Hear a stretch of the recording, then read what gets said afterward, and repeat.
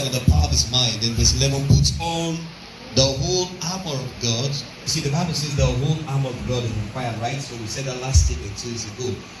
The whole armor of God, that ye may be able to stand against the wiles of the devil. Glory to God. For wrestle not against what?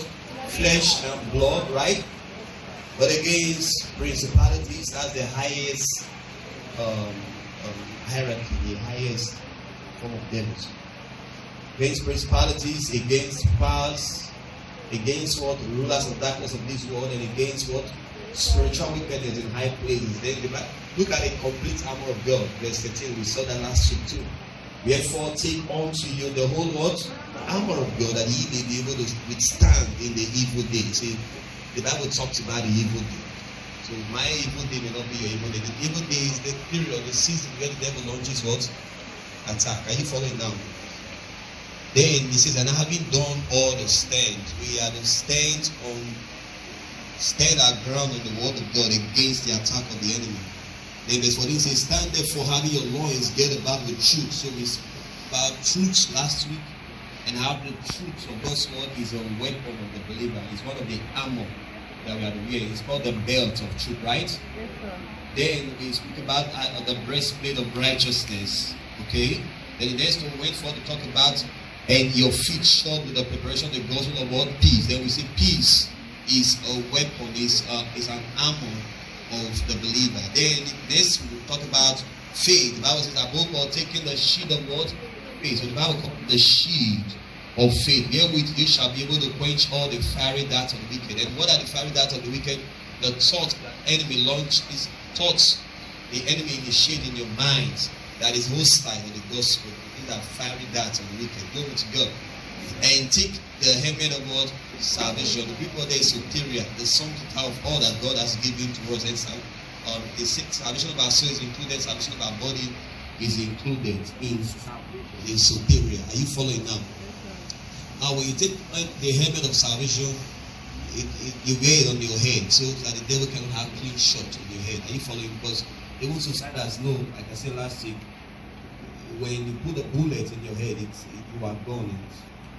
If they put it on your stomach, you may still stay alive. But when it is in the head, you don't have there is no second to live. You just die instantly. So you must wear the helmet of salvation. And sometimes the devil launches an attack on our thoughts. Why do you think people commit suicide? Why do you think people commit suicide? The salvation is being attacked, right? And I told us during the week that the enemy does not attack your finance because of your finance. Because what is the devil doing with money? Okay? He does not trade with finance. But he attacks your finance just to get to your mind. So the real battle is in the mind. Do you understand? The real battle is in the mind. So today we'll look at how to deal with the battles of the mind. How to deal with the battles of the mind. It's very, very important we understand this truth. Glory to God. You see that the real battle, real spiritual battle, is not one enemy launch one like the way we watch on Nollywood, one arrow coming, like I said last week. No, it's beyond that. In fact, everything that happens, every negative things that happen, it's to help us to attack our minds, our thought process. Because whether you like it or not, every action is a product of a thought. You cannot commit sin until you first sin in the mind. Are you following now? So it has to happen first in the mind. Nothing happens in the physical without it happening first in the mind. It is only a madman that does things without thinking. And we are rational beings, right? Don't you have sense? Your mind is working, your head is working, everything about you're working. So nothing just happened. Some people say, oh, it was the devil that pushed me. No. Before the devil pushes you, first of all, attack your mind. Get a hold of your mind. It is your mind that controls your body. It is not your body that controls your mind. Your mind is what controls your body. Everything in your mind is what controls your body. So your body will go in the direction of your mind. That's like we have to pay attention to our mind. Just imagine the armor of the believer has nothing to do with our leg. everything you discover that everything is on attack against our minds. Are you following now? Everything is on attack against our mind. Finish. Our mind. Glory to God. Hallelujah. Because when the enemy can get us to think outside God's will, oh, he has gotten hold of us. If he can get us to think and act, because actually before you act, like I said, you have to think, right?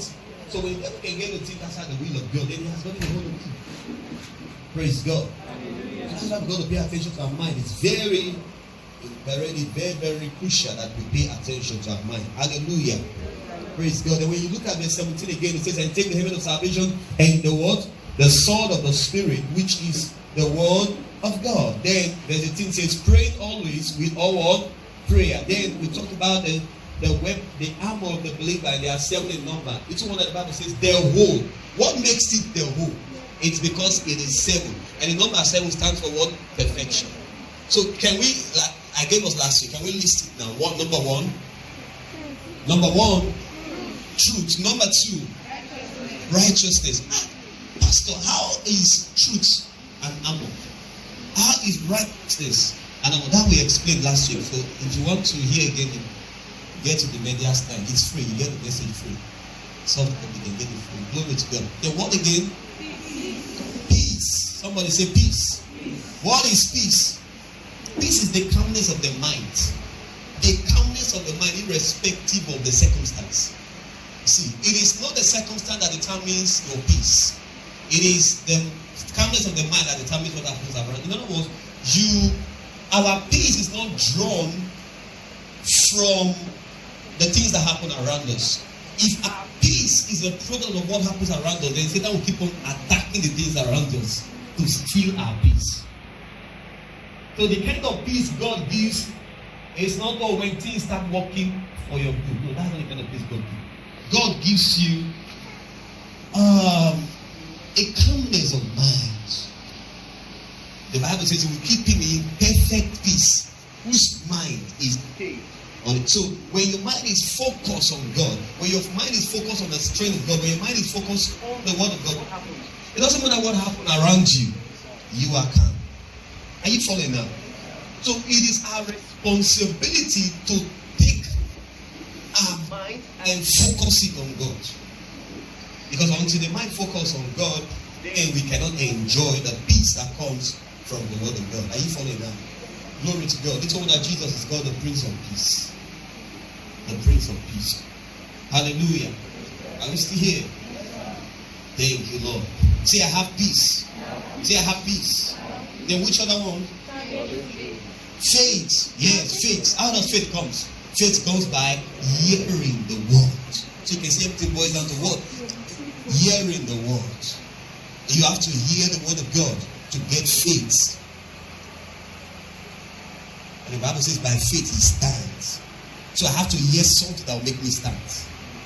So my standing is based on what I have heard from the word. So if you must be strong against the enemy, then you must have heard something from God. So that means we must strive to hear from God. We must strive to look at his word. Hear God through his word. You can hear God in service like this. Are you not hearing the word of God now? And faith is being imparted to you as you hear the word. That's why it is not good to skip service. Whether it rains or it doesn't rain, that's not our faith. For every confession you make, there will always be a text. We are unstoppable. Okay, no problem. You are unstoppable, right? Okay, no problem. Let it rain heavily. And see whether you will come to church or you will not come to church. On a Sunday morning, I don't pray against rain. When it rains like this on a Sunday morning, what I believe is to church. Then those who are weak, those who are not serious with God, they stay alone and sleep and enjoy the weather, right? And they miss what God has for them. Let's see. Praise God. I trust God. Something's going to happen to you today. You know why? Because it rained. 2 Corinthians chapter 10 from verse 3. For though walk in the what? In the flesh. Are you there? No, you're not there yet. Oh, yes, I Not loud enough. Let me wait for you. I have Jesus in my life. I am satisfied. And now I have everything. I am satisfied. Oh, I changed the song, right? I have Jesus in my life. I am satisfied. And now I have everything. I am satisfied. Okay, your own, even though you don't have anything. Abba, I rebuke it. Seek ye first the kingdom of God and his righteousness, and all. Try to put it back.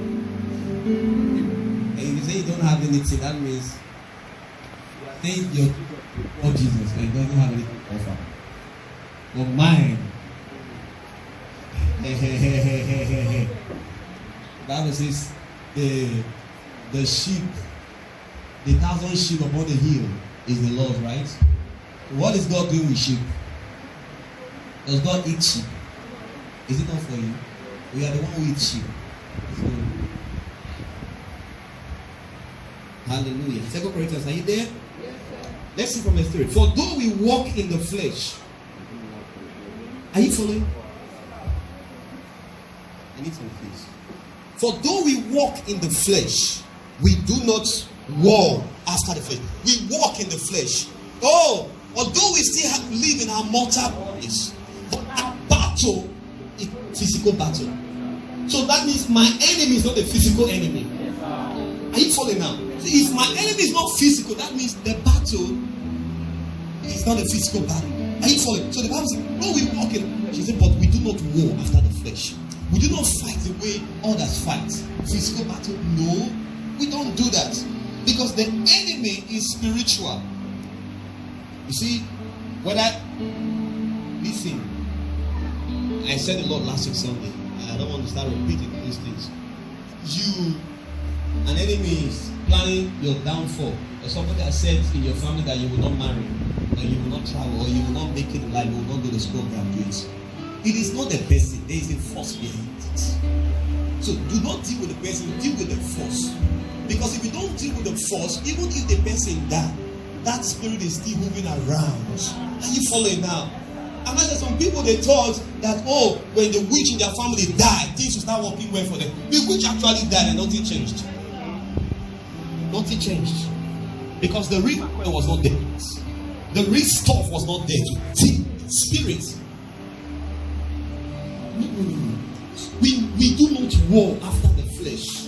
So that means you take the battle in the spiritual realm. Are you following now? Then watch this. Look at it. It says for our weapon, the weapons of our warfare is hey. For the weapons of our warfare are not carnal. What does that mean? The weapons that we fight with, it says they are not physical weapons.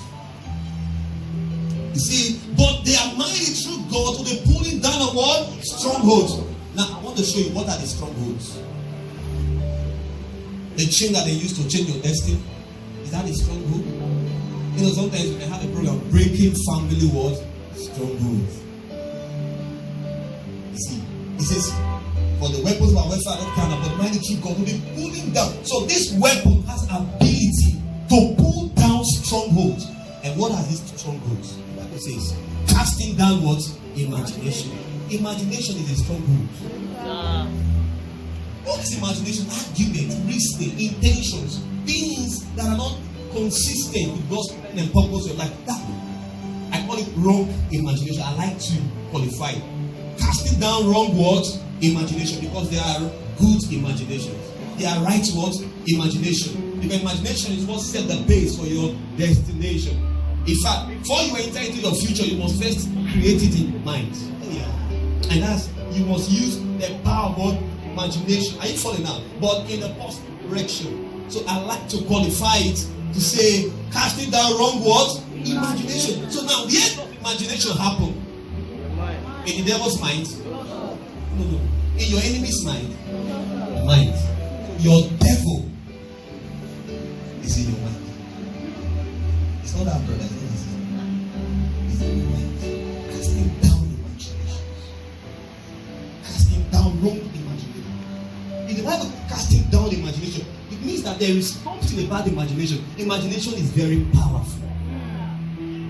We read Genesis chapter 11 verse 1. Let's go there and come back to this place. Let's go there and come back to this place. Why would God says cast down imagination? Because of what we want to see right now. In Genesis 11 verse 1.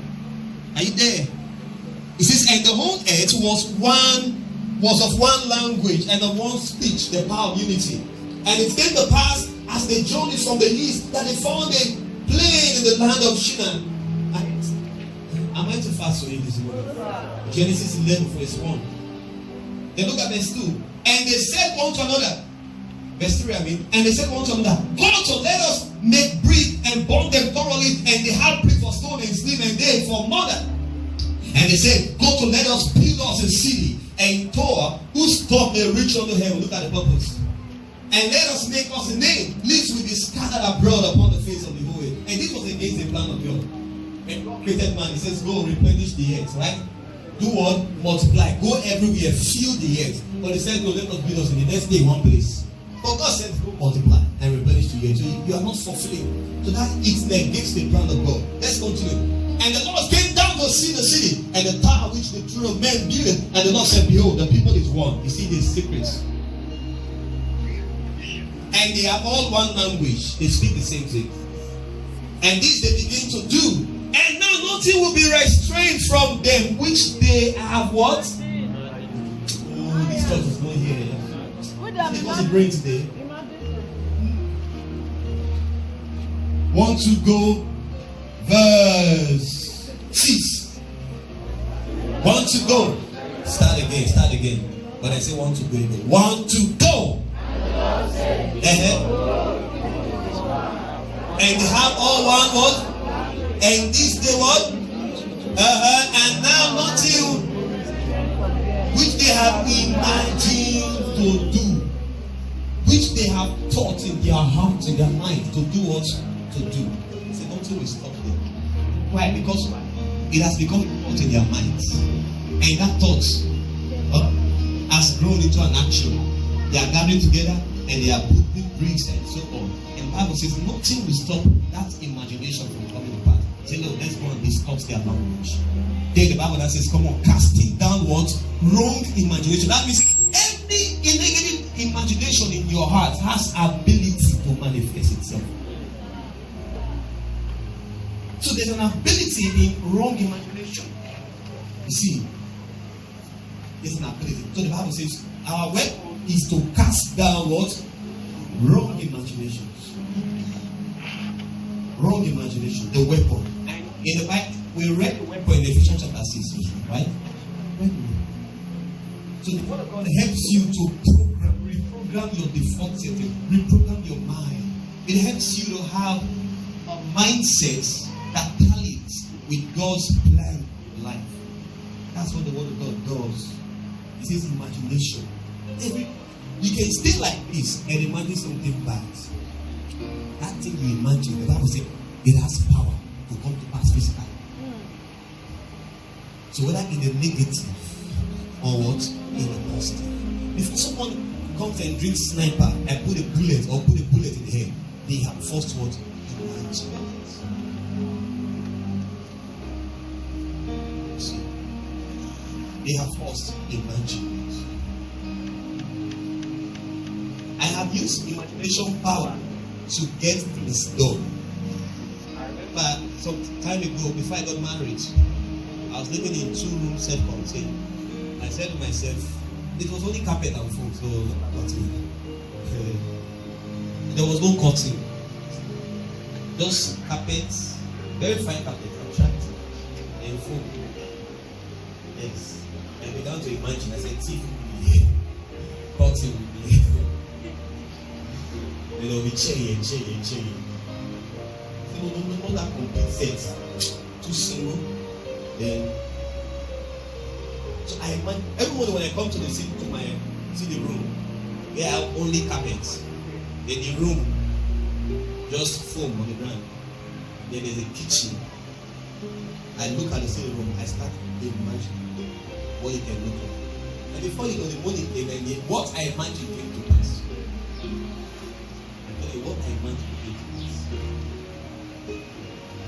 A powerful imagination. One day I came to church and I was thinking, I said, we're going to have one sub here. Then we'll have another sub here. So I picture how it will look like. Even up to this morning, I started imagining again something different. Don't worry, very soon to manifest. Because I trust the imagination power. And today, what are you saying? Is there no something? Yeah, there's something, right? But it first began with imagination. So whether it is negative, it has ability to come. So what are you going to do with your minds? Imagine wrong things or imagine right things? So the Bible says the word of God, the weapon we have, it has ability to bring down every wrong imagination. Every wrong. Let's continue. Are you still there? 2 Corinthians chapter 10.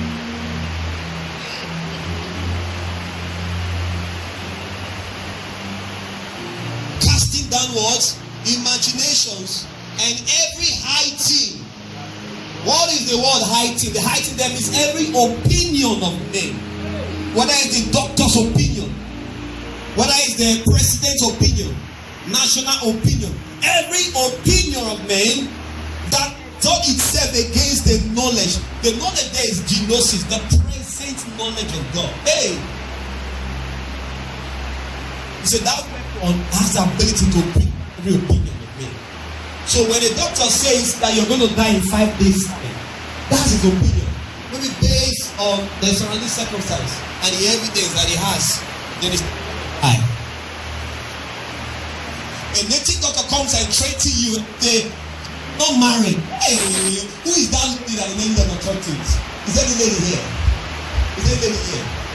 I'll first of all slap you. Yeah, pray for you. So captivity. Every thought. Did you see that? Somebody say every thought. See, everything boils down to thoughts. When you talk about imagination, what is it introducing to you? Thought, right? With opinion of men, what does it minister to you? Thoughts. Then the Bible now says, thoughts itself. It says, bringing them into captivity and make them obey the gospel. Hey, I don't know how to teach this church this. Hallelujah. Are you seeing the weapon? Are you seeing the enemy? And are you seeing what you must do? Listen, church. I want to read something to you.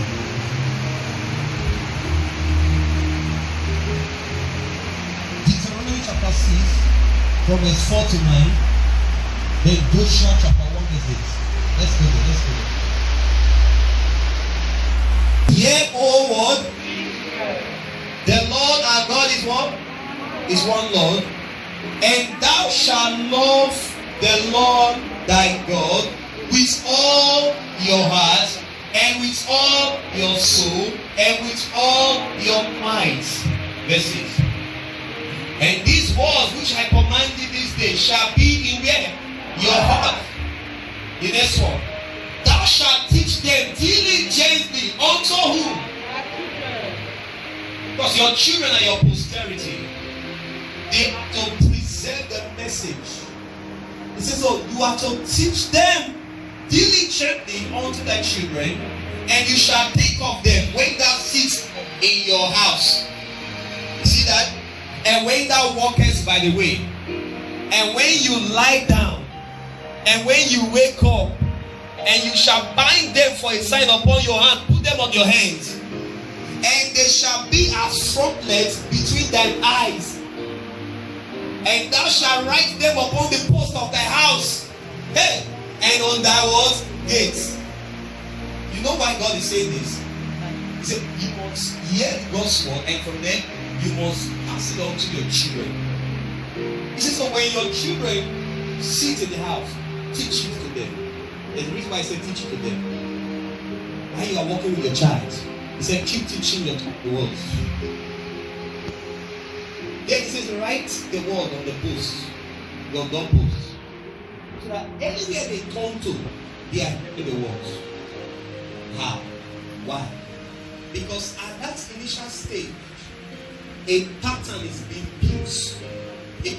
A mindset is being built. A different setting is being built. Because God wants a situation whereby when your children learn the word from childhood, nothing will be able to steal it from them.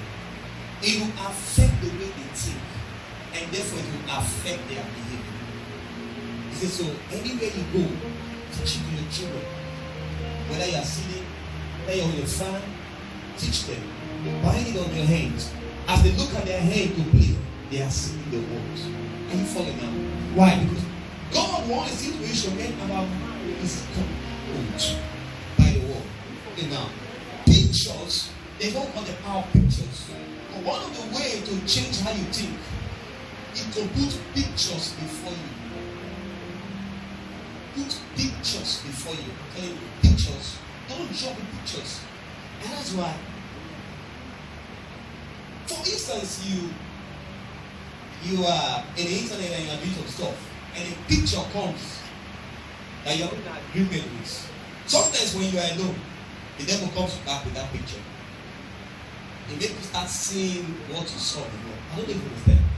It's not the power of picture. So the devil is initiating a picture. He's trying to feed your mind with something you should think about. And when you start thinking about it, it will now begin to bet in habits. Every habit, whether it's positive or negative, is a repeated thought that has grown into action. So before anything becomes a habit to you, it has been taught again and again and again before it becomes what? A habit. So the Bible says you teach your children. See, let them see the word from them every second in their life. Why? So that when the devil comes and introduces something that is not the word, they will have a weapon to fight, to resist those negative thoughts coming from the pit of hell. That's the reason why God wants us to teach our children from that level, the scratch. So that when that mind is consumed with the word of God, nothing can steal what has been formed already. So it matters what your kids are exposed to at a tender age, because it will form the basis of their thinking pattern. It will form the basis of their habits. You must be watchful. You must mind what your kids are exposed to. Glory to God. Can I take it to another level before we round up? Matthew chapter 6. We read it last week Wednesday. Matthew chapter 6. Let's go, verse 24. Matthew 6, verse 24. No man can what? Oh, you are not here. No man can do what? Did you hear that? No man can serve two masters. And who are the masters? For either he will hate the one and love what? The other. Or else he will hold on to the one and despise what? The other. Then he says, ye cannot what? Serve God and what? The word mammon is not one idol you put in your house. The word mammon there means, you read from other translation, it says you can't serve God and money. If there's anything God used to compare himself, money. He says, so you cannot serve God and serve. I want you to follow me, just follow me. There's something I want to show to you. Are we here? Look at verse 25. Therefore I say unto you, take no thought. Did you see that now? Take no thought for your life. Because sometimes in the process of thinking, the devil will start bringing some suggestion to you. Then he says, take no thought for your life. Are you following? What you shall eat, what you shall drink, even what you shall wear. He says, not life more than meat, and the body more than raiment. He said, behold the fowls of the air, for they sow not, neither do they reap, nor gather into barns. Yet the Father, Heavenly Father feeds them. And ye not much better than they? Which of you by taking thought can add 1 cubit unto his stature? Did you see that now? You know that science have discovered that worry, when you begin to worry over something, the Bible says, worry not, right? Do not worry over anything. Be anxious for nothing.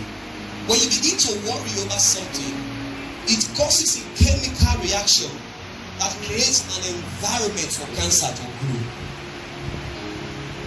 I don't know if you've seen that discovery, if you have heard about the report. So it was recently discovered in the United States of America, along or something like that. That when you constantly worry, it will bring about a chemical reaction in your body. And that chemical reaction will create an environment for cancer. You can see how worry can bring about cancer. So the Bible says, take thoughts. So do not worry, because worry can to any grade. It says, take no thoughts. What you shall drink, what you shall eat. Then let's continue. Verse 28 says, and why take ye thoughts for raiment? Consider the lilies of the field, how they grow and they toil not, then after they spin. And yet I say unto you that even Solomon in all his glory was not arrayed like one of these. Then look at verse 30. Therefore, if God so clothe the grass of the field, think of the oven, shall he not much more clothe you, O ye of little faith? What is it? Therefore, take no thought. You see again, an instruction. Take no thought. Saying, what shall we eat, or what shall we drink? Whither shall we be clothed? Hey, for after all these things do the Gentiles seek. For your heavenly Father knows that ye have need of all these things. Then look at verse 33. Then he said, this is what you should think about. But ye seek ye first what? The kingdom of God and his righteousness. Then watch this. Those things that people think about, he says all these things will be added unto. But the instruction says, take no thoughts. How will you eat? The devil begins to initiate ideas. Don't think you should steal. Don't think you should lie. If only now, a power of thoughts. Don't you think you should steal? Don't you think you should lie? Don't you think you should commit sin, that brother? Don't you think you should compromise? And if only now. Can I show you on that scripture? Psalm 9 verse 17. Psalm 9 verse 17.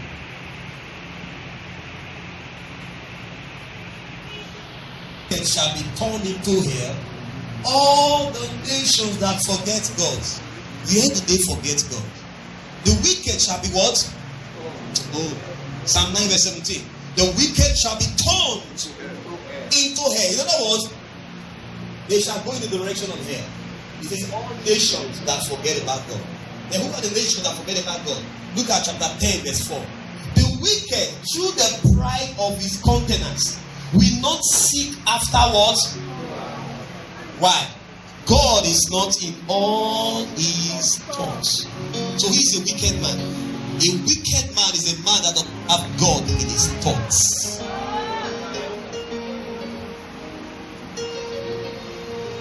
Who is a wicked man? A wicked man is not a native doctor. A wicked man is not a witch or wizard. A wicked man is not a ritualist. The man that does not have God in his thoughts. You see, he does not have God in his thoughts. God is not in all his thoughts. When you get born again, your spirit is recreated. But your soul, nothing happens to your soul. Hear this, I want to say. When you get born again, it is your spirit that gets born again. It is your spirit that gets connected to God. Not your soul, not your body. At all. You have to learn this. Not your soul, not your body. Your soul, in spite of the fact that the spirit has been born, still retains all the negative information that you in the world. It's still there, all the bad things, the pictures of all the bad things, the pornography, the life of it, how you have lived before you got born again. Everything is still in your soul. And after somebody gets born again, and before you know, what is born again, then it's going back to what? The first thing you do when you get born again, you begin to initiate the salvation of your soul. Although your spirit is saved, but your soul is not yet saved. There are three kinds of salvation. There is the salvation of the spirit. There is the salvation of the soul. Then there is the salvation of the body. The salvation of the body is God comes again, Jesus comes the second time, and the Bible says the dead in Christ will resurrect first, right? And then the next thing, those who are alive from there, the Bible says their body will be transformed, changed. You see, they'll be like Jesus when he resurrected, and they were sent to be to the Lord. That's the salvation of the body. So our spirit is growing, our body is growing to put on what? Immortality. That's new body that God has prepared for us. But our soul is not born again. Your soul is a seat of your mind, your will, and your emotions. Mind and emotions are connected. I'm going to look at that very soon. Your soul is what? The seat of your mind, your will, and your emotion. If your soul is not converted, it doesn't matter whether you speak in tongues, you will find yourself in the wrong thing. You come to church, you speak in tongues, but when you leave church, your soul in charge of your life. You see the reason why some Christians, they can come to church and they feel so holy. Oh, thank you, Lord. They can have, oh Lord, have mercy. And they feel so holy in church. And as when they come to church, the only time they feel so holy is when they come to church. Oh Lord, have mercy. And next day, wow, oh, glory to God. And they are good. Because they naturally, when a man is born again, his spirit yearns for God. His heart longs and has passion for God. But the thing is, that heart that longs for God, there is a constant war between your heart and your mind. Your heart wants to worship God, wants to serve God. That's why you came to church. He's a bad guy, but he's born again, but he's still involved in some nonsense. That's to show that he loves God, he wants to serve God, but his soul has become a hindering factor. I don't think you understand. So the mind is fighting against the desires of your heart. So what do? You have to begin to feed your mind. The Bible says you have to start to renew your mind through the word of God. So as you begin to take in the word will now begin to renew your mind. Look at the entry of light. We force the exit of darkness. How do you deal with old pattern? Old thought pattern. You don't pray to cast out thoughts. Oh my God, I don't know that. I know, sir. You don't do to cast out thoughts. No. Rather, you engage the law of displacement. You displace thoughts by bringing in a new information into your mind. Because whatever is going on, your mind is never empty. Your mind is always busy about something. So it matters what your mind is now busy about. Are you following now? So you don't pray to cast that thought. You change it with the intake. You replace the informations in your mind by getting better information. So when you get a better information from the Word of God, it naturally forces those wrong informations that has constituted your thought pattern. Maybe before you come back. That's the importance of coming to church. The importance of reading the Bible. The importance of hearing the Word of God again and again and again and again. The reason why some people will never be blessed, not because they don't pray, it's because they have not focused on their mind. They have not paid attention to the growth of their mind. God has blessed you, but your mind is limiting you.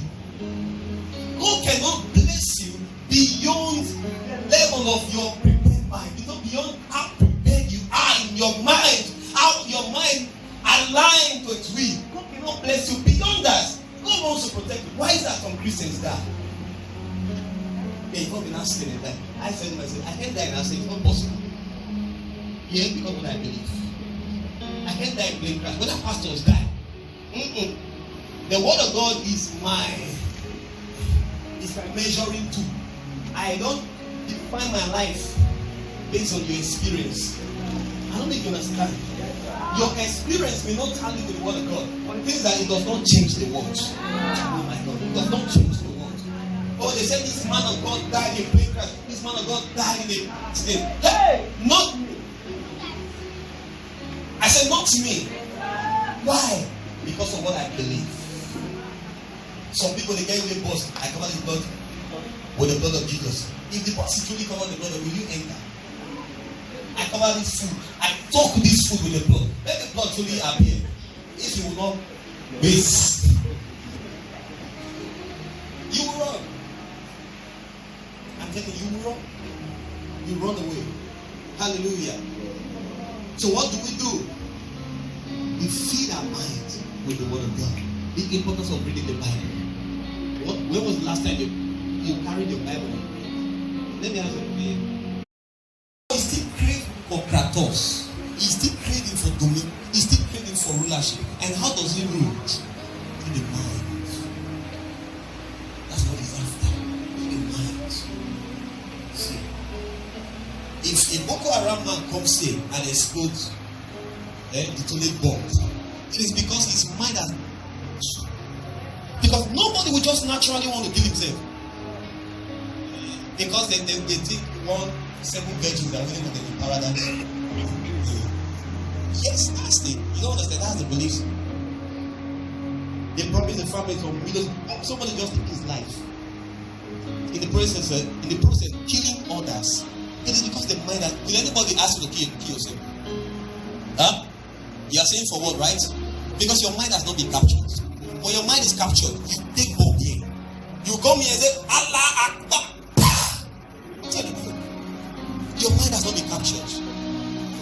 Why will somebody take a gun and release the trigger in another man's hands? The mind has been captured. When they give you a gun, do that. Can't do that. Why is that this person can do it, but you can't do it? Robbers come. Hey, who is that? Boo, next thing, bah. Hey. The mind has been captured.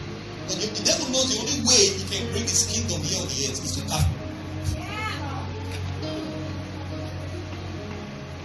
So you must guard your mind. It's not about to guard your heart according to this. But how does it? It matters what you listen to. You know, my wife yesterday was telling me, she was watching a movie, she was talking to me about the movie. The lady and the guy got married and normal life. You know, she got married with a friend, some friends, and the next thing the friends started some of them talking about what they are not. Just ridicule this particular one. She was living happily with her husband's states of poverty. They were happily married, midst of lack. But when they started hearing some stuff, she comes home this time. She's angry with the husband. He didn't buy the car. He gave me 40,000 naira for. And so on. Why? Because of what she was hearing. That's how the devil enters home. He doesn't go to one place and launching attack. No, it is on your mind. You are dating a brother, and your friend is also dating someone else. Then your friend, the guy came, bought your friend house, everything. And the only thing your friend can afford is hearing 450. But he has a vision. He has a vision. He has a vision. Hello? Like me, he has a vision.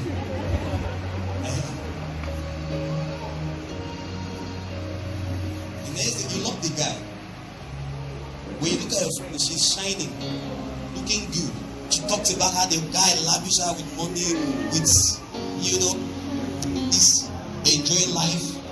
The only place this guy can take you to is his parents' house.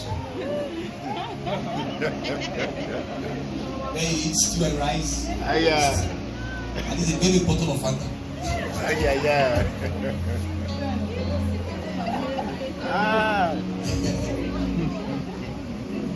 And initially you were okay with it because he has a vision. You believe and you are ready to track that vision with him. But when this friend came or these friends came, they're talking to you. Hey, that guy, he used to date the baby. Look, Osale, this one has Camry 2.4. You go at him. You are suffering. Look how beautiful you are. Just look at you. You are wasting. This is what beauty wasting. This is what beauty can buy your family house. And the next thing, while you are alone, the devil says something. He has used somebody. And now the devil comes to that thought. Look at what the sister did. You think you should reason it? What's that? Then you stand up, look at the mirror. Ah, you look so beautiful. See what they tell me? Everything's gone.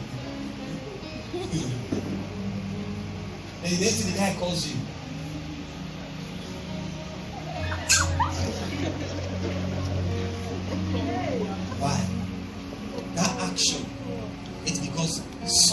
entered into your mind.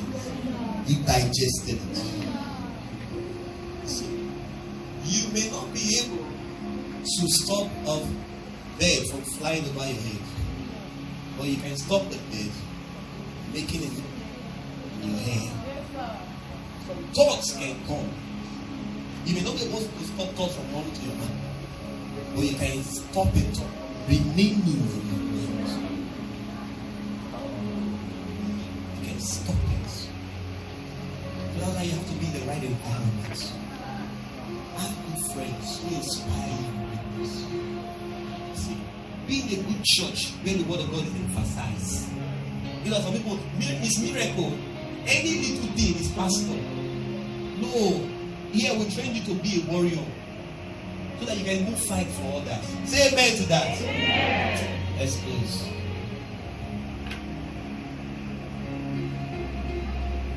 I said, let's close. The battleground of your mind. You liked this church before until somebody spoke to you about the church. Suddenly you came to church and you're not feeling like you're in the church. But what happened to your first feeling? Because an information came to attack.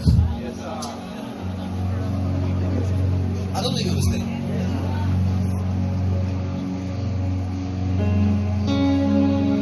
Your feeling will determine thoughts.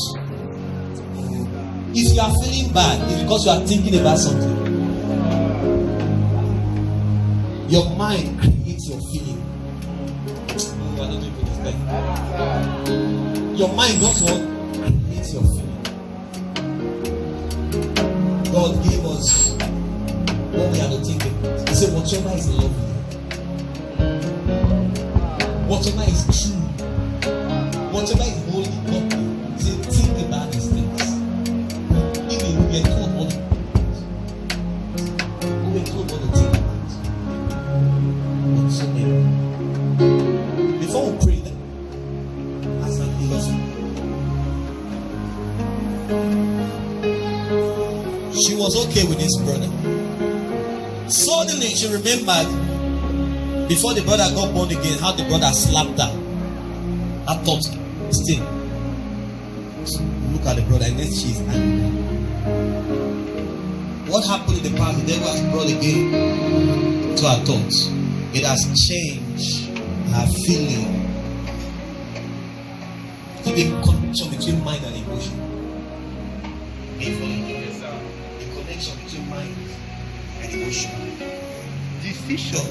What you have decided about will create your feeling. I'm telling you. I will use this as an illustration. Watch this. When I started off the ministry, I did not look any woman. Hello, please continue with the keyboard. With the phone. I didn't look anybody. Gazing at anybody. I never have feeling for anybody. Oh, not that. I was that bad. I was that bad because I tied my success to my sexual purity. I entered into a covenant with the Lord. Lord, do this, you will do this. The day I do it, let me die. It's not for everybody. You may not do that. But watch it. Even if this one passed, I don't see her. She's a daughter. Why? Because I have decided something. I don't understand. So my decision created a fear. And what was my decision? Every lady that come to church, they are my daughters. So when the only feeling I can feel towards her is, oh my daughter, oh my son, oh my daughter. You see, when it was time for me to get married, it was my spiritual father that told me, son, it is time for you to start dating now. At age 25, he told me, he said, son, you have no business with women. I waited how many years I waited. I waited for another years, many years, a number of grace. I waited for that year. Then he called me and said, who are you dating? I said, sir, I can't date anybody if you give me go ahead. Of you date anyhow, don't date anyhow. pastor is not aware. It's okay, no problem. But come and tell me, alright? I can bless it. Watch this, then look at it. When it they say, okay, no problem. Then I said, okay, let me look inside church. Because I had a mentality before, I will not marry only my daughter. Why? I don't want to cause war.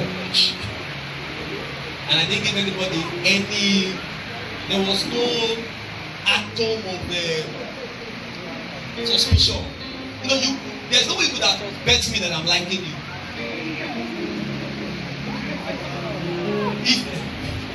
If I hear you are lady, you ever suspected that I was liking you, raise up your hand. That was the good. That's even open. Maybe you've not seen me touch your head before. How are you? How you doing? He passes around my face like, and I rub this one back again. Okay, that's the proper life. But watch this. When I decided to settle with my wife, when the decision came, I assessed her spiritually, physically, and God spoke. Hey! I said, God spoke. Then God spoke. When God spoke, I said, that's confirmation. Immediately, the feeling, hey! Hey!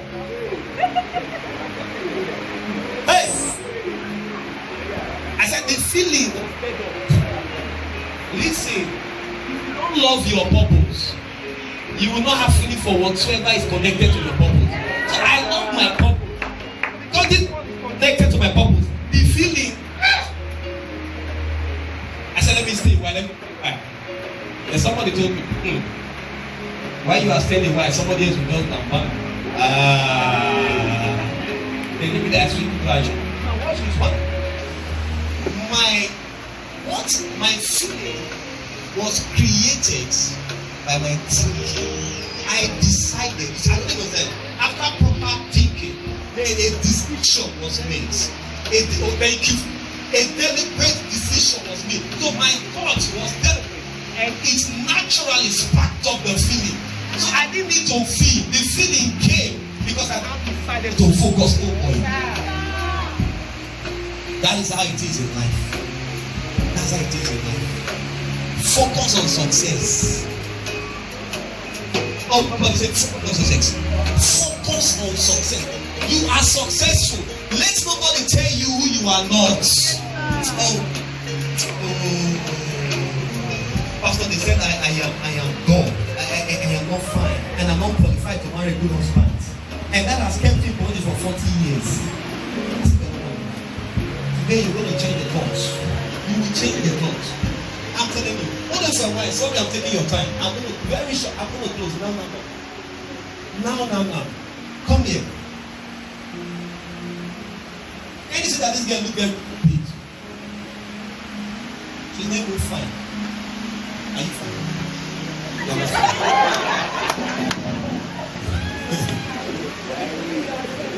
The war.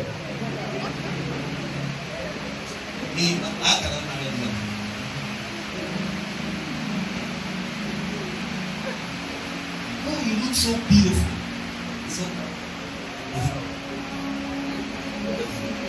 Something's already going through our minds. There's a way she will not carry herself. I said this one is ugly and one way I can. There's a way she will not begin to carry herself.